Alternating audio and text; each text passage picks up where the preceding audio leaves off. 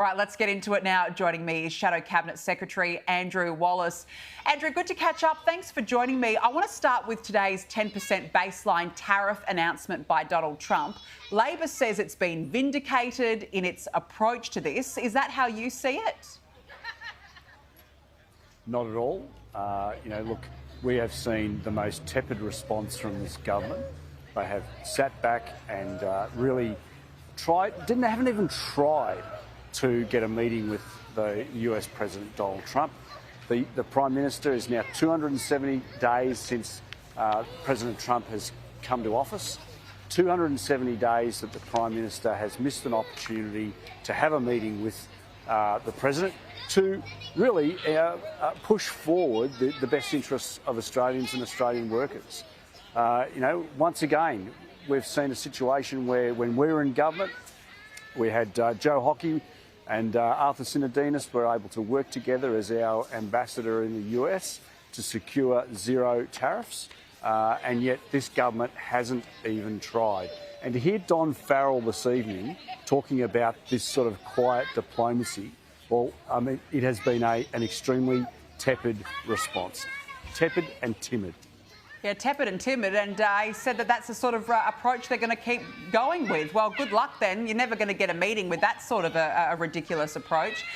Now, we've just had some breaking news. I don't think he wants a meeting. No, well, I don't think so either. I don't think the Prime Minister wants a meeting. No, well, clearly, I mean, he doesn't want to get upstage like Keir Starmer this week and other leaders that have had a meeting with Donald Trump. But the reality is he's going to have to at some point, and this is just not the way to do it. Now, Andrew, we've just had some breaking news in that the New South Wales Supreme Court will rule tomorrow morning on whether this Sunday's Harbour Bridge pro-Palestine protest can go ahead. Look, I don't think it should go ahead regardless. I think, spare me this argument about the reconciliation protest or the Pride one that shut down the bridge in the past. The difference is that takes months of planning, yet this group wants to shut it down with only a few days' notice. And, Andrew, the issue is who's not to say that they're not going to get out there shouting death to the IDF and the rest of those slogans on one of our national monuments again? Yeah, look, I am absolutely and utterly opposed to this demonstration. Just put aside for the moment the disruption that it would cause to Sydney-Siders traffic. We've seen demonstrations like this on the streets, which have caused a significant amount of upheaval for local communities. But the hate and bile that spews from a lot of these people, there's no place for that in Australia in modern day, and I'm absolutely behind the New South Wales government and the New South Wales police on this. It should not go ahead. No, I hope the court rules accordingly. No, I agree, and you're right. I mean, it's going to shut down the main artery getting people to and from the CBD. What about emergency services? There's so much to think about, huge impact, and aside from the fact that the sort of slogans we can imagine. Now, look, I found this, unsurprising. In a shock to no one, the Green Dream has hit another hurdle after it was revealed a critical Victorian energy project has had cost blowouts of about $3.7 billion. The Australian Energy Market Operator report has revealed the Victoria to New South Wales Interconnector West, so this is a series of high voltage power lines, has blown out to $7.6 billion. But uncertainty over the estimates mean it could soar to $11.4 billion, Andrew. I mean, seriously, how much longer can this go on? Yeah, look, it just defies belief that the Victorian and, in fact, most of the state governments and, importantly, the federal government are continuing along with this.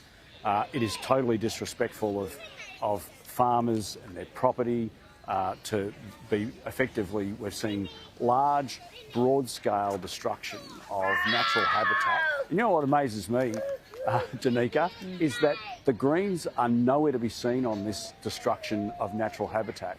So farmers can't destroy, trees on their property for grazing, but it's okay for transmission lines. The Greens they're just nowhere to be seen. They don't talk about it.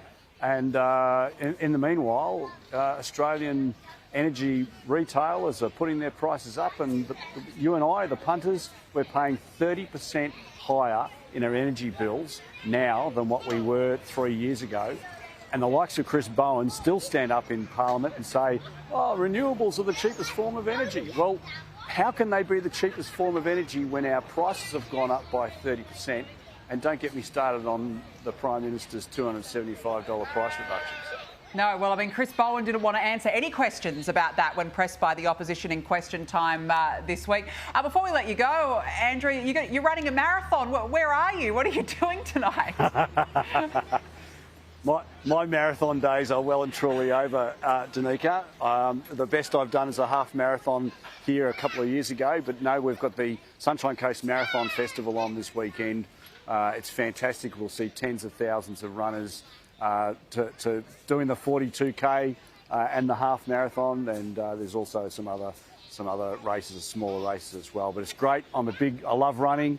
I'm a big believer in it. There's nothing like that runner's high you get at the end of a good run, and it's just it's just a beautiful time of the year to be doing this here on the sunny coast. No, good on you. As I said to you, you are such an advocate for your local community, and I can hear there's some very excited kids around you tonight as well, Andrew. Good to catch up as always. Thanks so much for joining me on the show.